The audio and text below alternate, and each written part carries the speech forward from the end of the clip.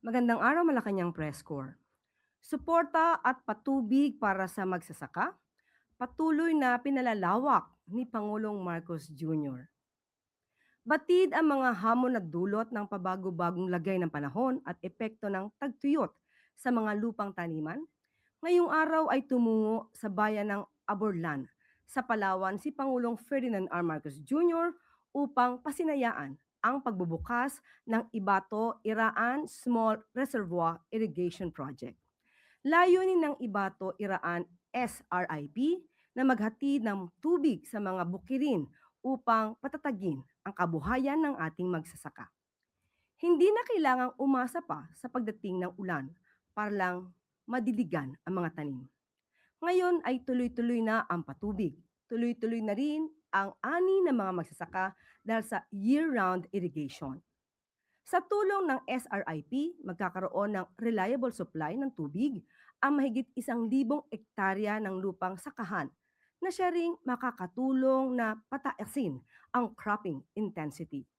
Sa madaling sabi, kung noon ay 2 beses lang pwedeng magtanim, ngayon ay maaaring maging 3 beses na ito kada taon. Direkta namang makikinabang sa irigasyon ang 425 farmer beneficiaries at sa local food supply ng mga nakapaligid na komunidad. Konkretong solusyon sa tagtuyot, kapanatagan sa mga magsasaka, at dagdag biyaya sa hapagkainan ng pamilyang Pilipino. Ilan lamang ito sa hatid ng Ibato Iraan Irrigation Project sa ating mga kababayan sa lalawigan ng Palawan. Tuwing napupunta ako sa Palawan, lagi akong napapahanga sa tunay na ganda at yaman ng ating minamahal na Pilipinas. Dahil dito sa inyong lalawigan ang ilan sa pinakamakagandang dagat, kabundukan, lupain, at ang pinaka yan na ipinagmamalaki natin at kinikilala na sa buong mundo. Isa itong proyekto na matagal ninyong inantay at bunga ng ating pagtutulungan. Sa panahon ngayon, lalo na sa gitna ng tagtuyot o El Nino, hindi na pwedeng umasa lang tayo sa pagdating ng ulan. Kaya naman, mahalagang maihatid ang tubig sa mga bukirin upang patatagin ang kabuhayan ng ating mga magsasaka. Tagaan, ingatan at paunlarin natin ang infrastrukturong ito. Kayo po ang kasangga namin na pagpapanatili at pagtatagumpay nitong proyektong ito. Makakaasa po kayo na katuwang ninyo ang pamahalaan sa pag-aayos ng mga sistema at kayong mga magsasaka ang nagbibigay buhay dito. Maraming salamat sa inyong lahat. Mabuhay ang ating mga magsasaka. Mabuhay ang Palawan. Mabuhay ang bagong Pilipinas. Ilan lamang yan sa mga proyekto ng Pangulo para sa ating mga magsasaka. Sa mga taong nagsasabing walang ginagawa ang gobyerno para sa magsasaka, huwag kayong manatiling source ng fake news. At maaari po akong tumanggap na inyong mga katanungan. Unang tanong po, Christian Yusores, DZMM. Yusek, I'll just go back po dun sa statement nyo, the other briefing. You mentioned, mas nararapat na ang impeachment court ang mag-issue ng mga order at mga subpoena considering na ang Pangulo ay isang impeachable officer. This is referring to the financial and tax records of VP Sara as evidence sa impeachment trial. So my question is, wala po bang malalabag na batas or rules kung ipauubaya po ng pala sa Senate Impeachment Court yung pagdedesisyon sa tax records ni VP Sara, considering po that under Section 71 of the Tax Code, the BIR must obtain the authority or consent of the President before disclosing or unsealing tax records, which in this case po ay sa Vice President. Alam po natin ang batas na yan, ang provision na yan. At may mga korte po ngayon, isama na po natin ang CTA na hindi na po nangangailangan ng permiso ng Pangulo kapag sila ay magbubukas ng mga tax records kung patungkol po ito sa mga tax frauds or tax evasion. Ang usapin po nito kung may malalabag, ito po ay speculative as of now. At ang Pangulo naman at ang administrasyon na ito ay susunod lamang sa proseso at kung anong sinasabi ng batas. So following po yung subpoena ng impeachment court sa BIR to release the records, if ever po na si BIR Commissioner Charlito Mendoza will seek for the President's authorization, will he be open to authorize the release of VP Sara's tax records? Sa ngayon ay hindi po natin masasabi kung ano po ang kategoryang sagot ng Pangulo, but noon pa man noon pa naman, sinasabi ng Pangulo na sa lahat ng pagkakataon,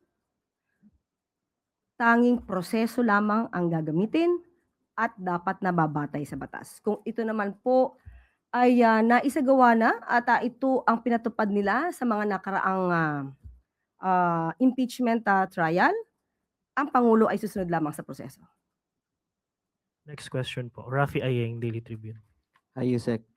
Ma'am, tanungin lang namin, who will write the speech of the president sa SONA?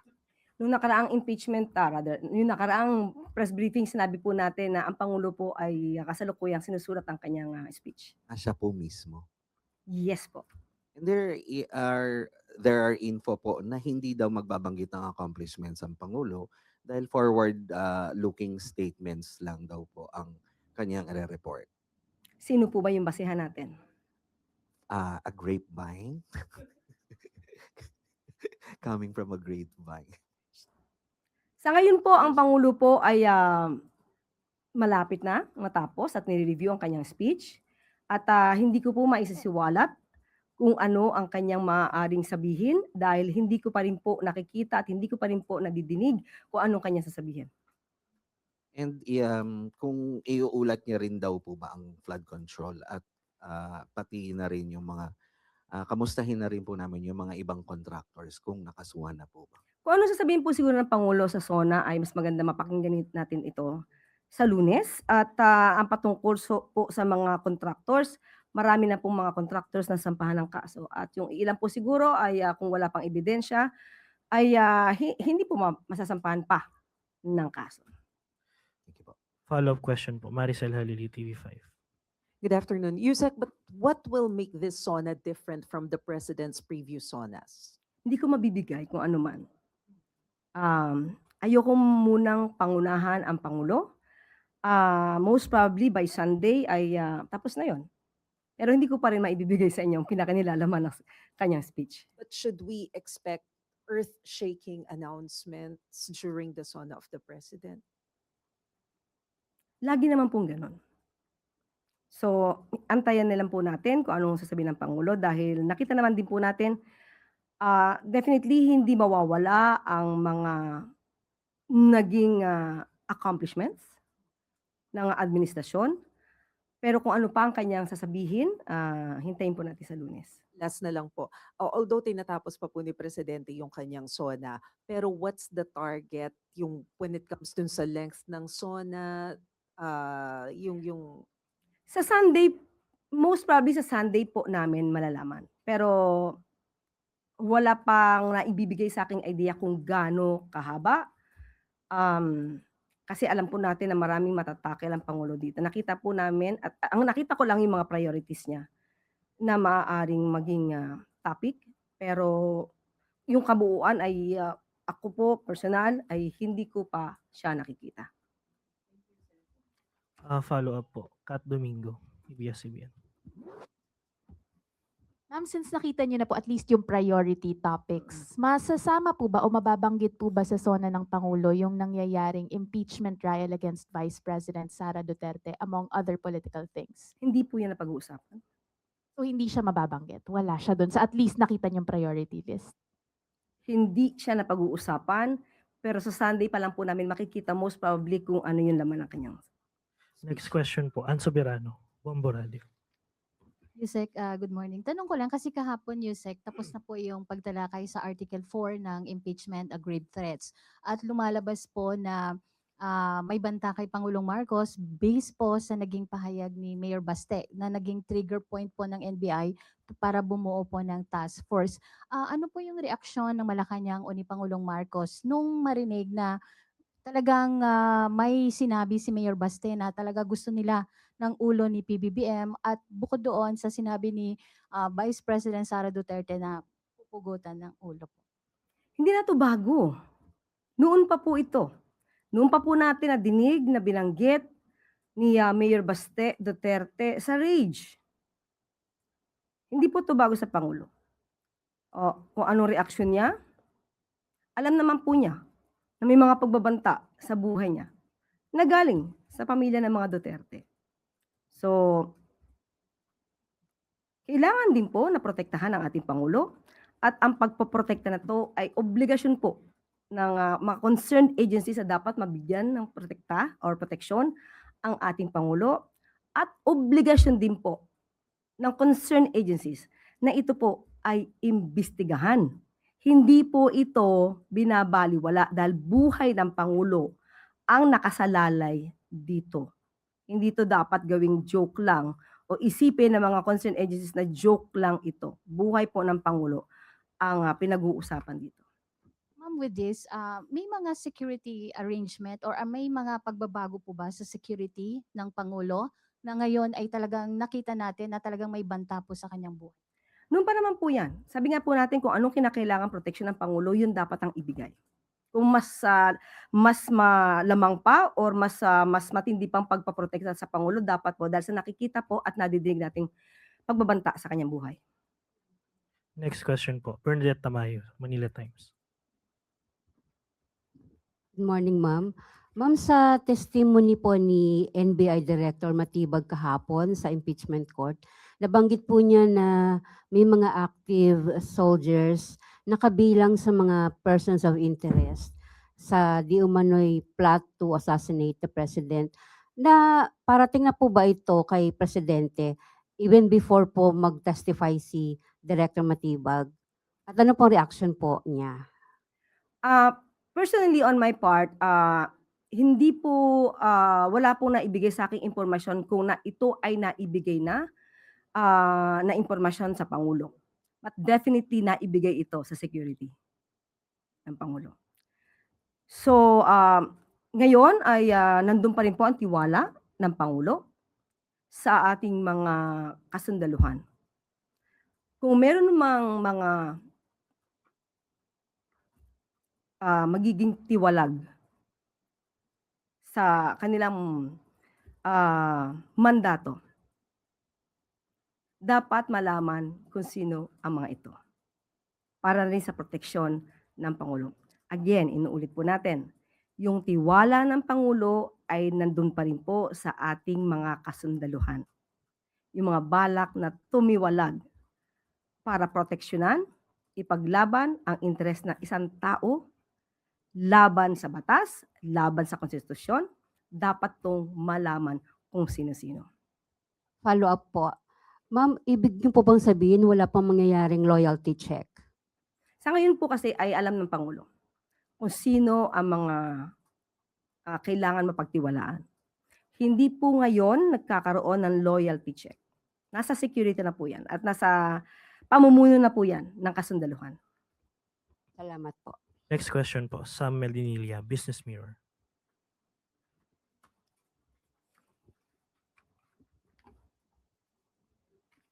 Good afternoon, ma'am. Itatanong ko lang po kung kung magkano po kaya yung savings ng government dun from the National Budget Circular 602 and 603 po ng DBM. Okay, according to DBM, na itanong po natin yan, ngayon may savings na 22.79 billion na savings. At sa ngayon po, kaya po in-announce itong circulars ay para po ipanawagan doon sa mga agencies na i-identify nila at i-declare kung saan nila maaaring magamit ito. Pero ang priority po dito ay ang uplift at ang kabuhayan po at mga pagtulong sa ating mga magsasaka. Kasama na rin po dito ang pagprotekta sa ating mga pamilyang Pilipino, workers, commuters, at mga OFWs na nakaranas po ng medyo hindi magandang sitwasyon dahil dulot po ng krisis sa Middle East. Bale, ma'am, i-clarify ko lang po. May additional projects pa po kaya or mga assistance under dun sa expanded uplift yung pwedeng ipopondohan po nung 22 billion na nandun sa savings? Actually, dyan na po nang galing, from the 22.79 billion, dyan na po galing yung nirelease sa DSWD na 12.37 billion pesos para sa assistance sa mga pamilya in need. At muli, ang mga savings na to ay gagamitin po sa uplift interventions para sa DMW, DOTR, mga DOE programs. Ito po ay most probably mas maibibigay doon sa mga apektado dahil sa krisis sa Middle East. Tapos i-final yung ano na lang, last na lang ma'am. Yung funds po ba ng government sufficient pa rin po siya ngayon para dun sa Middle East crisis at saka dun sa possible na mga El Nino related responses ng government? Sa ngayon po ay ito yung savings at hindi pa po na ibibigay sa atin ang impormasyon kung kulang na yung budget. So far ay hindi natin masasabing kulang. Thank you ma'am. Next question po. Dexter Cabalza, Inquirer.net. Ay, good afternoon po, Yusek. Maghingi lang po kami ng details regarding po dun sa naging meeting po ni President Marcos and ni Chinese Ambassador Jing po nung Tuesday. And are there any developments na po since then? Actually, tumagal ang meeting ng 1 oras at 20 minutos. Yes, at nag-usap sila at ang nais na mangyari dito ng Pangulo ay hindi na maulit ang mga pangyayari at ma-reset sana ang relasyon ng China at ng Pilipinas sa mas magandang pakikipag-ugnayan.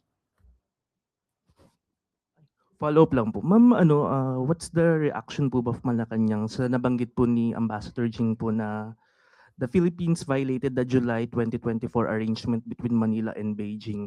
Wala po kasing info from the DFA kung ano po yung laman nung July 2024 provisional arrangement.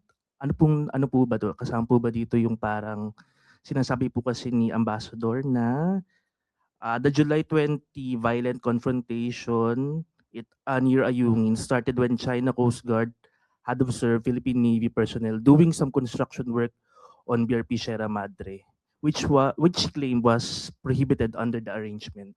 Kasama po ba yung sa arrangement na po yun? Sino nagsabing may arrangement?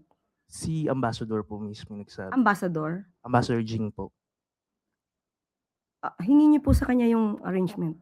So Yung wala. kopya ng arrangement. Sa kanya naman po nanggaling. Opo. So are you hindi niyo po- denying po na may ganun pong arrangement? Hindi ko po masasabi kung meron dahil hindi po, kailangan po sa kanya manggaling muna. Kung anong arrangement po yung sinasabi niya. Kasi ang huli po natin nabanggit, ang huli natin nadinig ay ang secret deal. Pero hindi yun sa panahon ni Pangulong Marcos Jr. Diba? Yun yung sinasabing secret deal na hindi dapat gumalaw sa BRP Sierra Madre, right? Pero hindi yun deal with President Marcos Jr. Wala pong yung July 2024 na agreement. That's why sinasabi nga po natin, kunin niyo po sa kanya kung meron written agreement. Thank- Diba? Kasi hindi po natin masasabi kung meron eh. Follow-up Hindi sa atin ang galing eh. Yung statement na yon. follow-up question po, Ivan Mayrina, GMA. Nabanggit niyo po sinabi ng Pangulo sa Ambassador na ayaw na niyang maulit ito and he wants a reset to better relations between the Philippines and China. To which the Ambassador replied, ano hong sinabi? Hindi ko po maibibigay yung detalye dahil may usapan po na hindi na magbibigay ng detalye anuman. Pero mukhang tinatanggap naman din po at naging maganda naman po ang kanilang pag-uusap. So there is no categorical statement na okay, hindi na mauulit.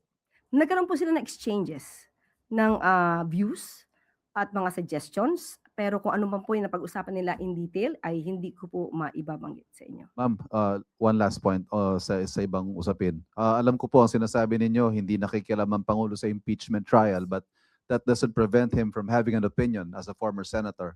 Ano ho ang opinion ng Pangulo sa itinatakbo ng impeachment? Specifically sa nagiging demeanor, nagiging asta, nagiging mga tanong ng mga senator judges? Huling kaming nagkita ng Pangulo kahapon ay hindi pa rin talaga napag-uusapan yung nangyayari sa impeachment. Hindi ko kasi siya tinanong. Itatry kong tanongin kung meron siyang opinion. Pero as of now, hindi kasi siya yung priority ng Pangulo. Marami pong priorities ang Pangulo para sa bayan na dapat niyang tugunan. So sa ngayon ay hindi ko natanong in particular kung ano ang masasabi niya sa takbo ng impeachment. Salamat po. Follow-up po. Ace Romero, Philippine Star. Yusek, when the president said he wants a reset of Philippines-China relations, ano yung saklaw ng reset na yon? Buong coverage ba nito, yung buong aspekto ng relationship natin or dun lang sa South China Sea? Paano po yung reset na gusto niya? Ace, hindi ko mabibigay yung detalye. Pero yan ang gustong ipahiwatig ng Pangulo. So kung anumang issue meron ang China at ang Pilipinas, gusto niya magkaroon ng reset sa pag-uusap na yon. Nadinig siya ng ambassador ng China, nadinig din ng Pangulo ng ambassador ng China. So with that, sana magkaroon ng mas magandang resulta. Pero it's just on the South China Sea, not other aspects of relations, I suppose. Hindi ko mababanggit ang detalye. Okay po. Follow-up question po. Maricel Halili, TV5. Ma'am, quick lang. What was the mood when President was talking to the Chinese ambassador? Yung unang pagpasok ng Pangulo ay rather nung ambassador ay winelcome si ambassador. Pero nung sila po ay nag-usap na sa private room ay hindi na po natin nakita kung ano ang tsura ng Pangulo. Although nadidig ng konti ang kanyang boses. So From can the we say outside. na in a way it was an intense discussion? Hindi ko masabi, wala po tayo sa loob. Mhm. Pero after the discussion, I understand you cannot give us details, but can we say that it was a successful meeting? Did they understand each other?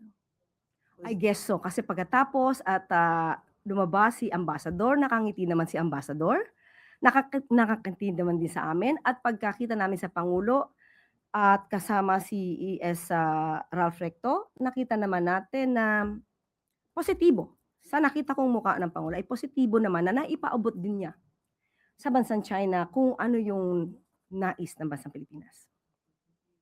Follow-up question po. Kat Domingo, ABS-CBN. Undersecretary, what keeps Malacanang and the President optimistic and faithful that China will still comply with its assertions or its claims or its, ano ba yung tamang word, deals with the Philippines, given that when you have Defense Secretary Gilberto Teodoro repeatedly saying in public that China is not trustworthy and Beijing cannot be trusted? Well, we are always be in good faith. We should always act in good faith. We should always have in mind that we are dealing with people who will also be in good faith. Mahirap makipag-deal kapag ang kausap mo, iniisip mo agad magsisinungaling. So, dapat nating isipin, nakikipag-usap tayo, nakikipag-negotiate tayo, na yung taong kausap natin ay also in good faith. Does that mean that Malacanang admonishes the statements of Secretary Teodoro about accusing China of not complying with its word? It doesn't follow, Kat. Kung ano man ang opinyon ni Secretary Gibo, being the Defense Secretary, iyon ay kanyang opinyon at iyon ay nababase din siguro sa kanyang mga facts na nakukuha. Pero hindi ibig sabihin na ang Pangulo ay makikipag-usap sa representative ng China, ay isipin niya na itong representative na to ay nagsisinungaling.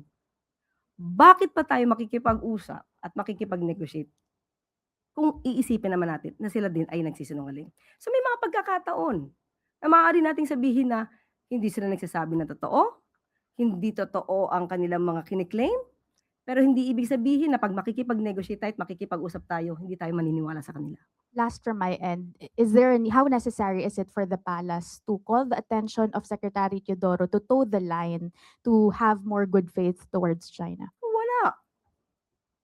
Hindi i-call out ang Secretary ng Defense. Alam ng Pangulo kung ano din ang ginagawa ng ating Secretary Gibo Teodoro at iyon naman din ay naaayon sa kanyang mandato. Ang concern po kasi medyo nakakalito yung dual messaging. You have the president saying, or you have Malacanang saying they are exercising good faith towards China, but you have the defense secretary also saying that China is not trustworthy given the actions that they have shown in the West Philippine Sea. So how do you bridge that gap, that divide when it comes to the messaging of the administration? That's why, Katrina, sabi ko, it doesn't follow. First, nung sinabi nila na kanila daw itong area na to, which is opposite to the arbitral ruling, ano magiging reaksyon ni Secretary Gibo? Siyempre iba. Pero once the President talks to the representative of another country, hindi pwedeng sabihin natin, hindi ako makikipag-usap sa iyo, sinungaling ka. So magkaiba yung sitwasyon. Hindi natin pwedeng pagsamahin. Hindi sila magkapareho. Iba ang estado ng Pangulo, iba ang estado ng Defense Secretary. Okay po. Follow-up question po, Rafi Aing. Ma'am, sa term lang ng Pinoy, yung pag-uusap ni Ambassador at ni President, na sinabi mo rin na sana hindi na maulit. Pinagalitan po ba? Hindi ko nakita. O hindi po?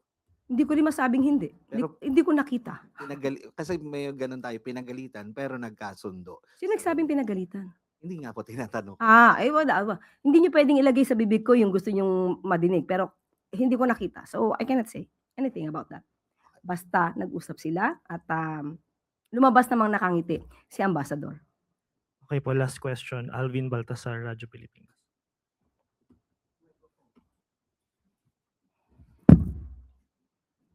Yusek, habol ko na lang.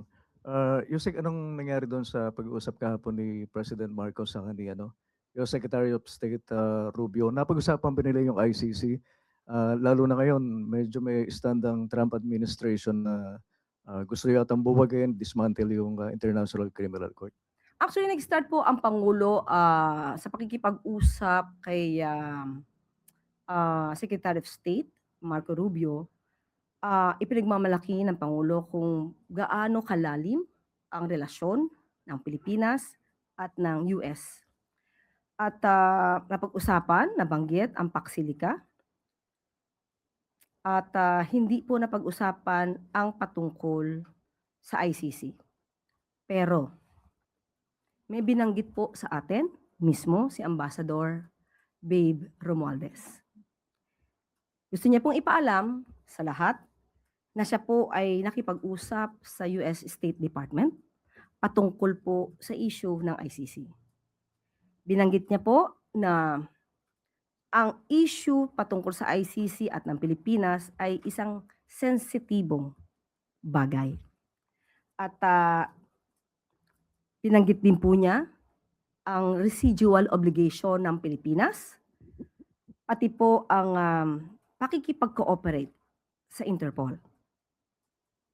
At nung tinanong po natin kay Ambassador kung ano po ang naging reaksyon ng representative ng State Department, ang sabi po ay nauunawaan ang sensitibong bagay na ito sa ating bansa. Yusek, pwede bang malaman yung sensitibong... Alam naman natin kung ano ngayon ang issue ng Pilipinas at ng ICC. May mga kaso na nakapending sa ICC na ang mga akusado o respondents dito ay mga Pilipino, mga dating opisyal, or rather, meron pa palang incumbent. Mga dating Pangulo, si Senator Bato, at mga iba pang co-perpetrators. Pero no need na mag-issue pa ng official statement ang Pilipinas ukol dito. Hindi na mag-issue ng official statement. Yun na po ang nabanggit sa atin ni Ambassador Babe Romualdez. At naiintindihan naman daw po ng US. Iba, Yusek. Thank you. Ano pong huling tanong, Yusek? Back to you. Maraming salamat. At bago tayo magtapos, puso para sa mga sundalo. Personal na bibisitahin ni Pangulong Ferdinand R. Marcos Jr. sa ospital ngayong araw, sina Seaman First Class Underwater Operator Carmelo Abalie at Private Eric Lasida upang kumustahin ang kanilang kalagayan. Ito ay matapos silang masugatan ng hampasin ng Chinese Coast Guard habang nagpapatrol sila sa West Philippine Sea nitong Lunes. Nakatakda ring gawaran ng Pangulo ng Order of Lapu-Lapu ang 2 miyembro ng Philippine Navy at bibigyan ng tig 100,000 pesos na tulong pinansyal habang nagpapagamot. Nagpapasalamat si Pangulong Marcos Jr. sa kahangahangang kabayanihan ng 2 sundalo at sa kanilang buong tapang na pagtatanggol sa karagatan ng Pilipinas. Bilang Commander-in-Chief ng Sandatahang Lakas, binibigyan diin ng Pangulo na ginagawa ng pamahalaan at ng Armed Forces of the Philippines ang lahat ng ating makakaya upang ihatid ang pangangailangan ng kasundaluhan at siguruhin ang kanilang kaligtasan. Bago ang pagdalaw sa dalawang sundalo, nauna nang binisita ni Pangulong Marcos Jr. ang mga beneficiaries ng Bawat Bayan Makikinabang program sa Puerto Princesa. Pinangunahan ng Pangulo ang pamamahagi ng tig 20,000 pesos sa 15 presidential scholars kasama ang ilang barangay officials at ang pamamahagi ng bigas sa 16,000 beneficiaries sa Puerto Princesa City. Sa tala ng pamahalaan, aabot sa 36,979 na mga barangay ang naabutan ng Socio-Civic Projects Fund, kabilang na ang 66 barangays sa Puerto Princesa. At lagi po nating tandaan, ang bagong Pilipino ay inaaral ang totoong sitwasyon base sa ebidensya at hindi sa haka-haka, bago humawak ng mikropono at sumigaw na ibagsak ang gobyerno. Inaalam muna kung sino ang nasa likod ng paninira para siya'y makabuo ng matalino pagpapasya. At dito na po nagtatapos ang ating press briefing. Magandang araw para sa bagong Pilipinas.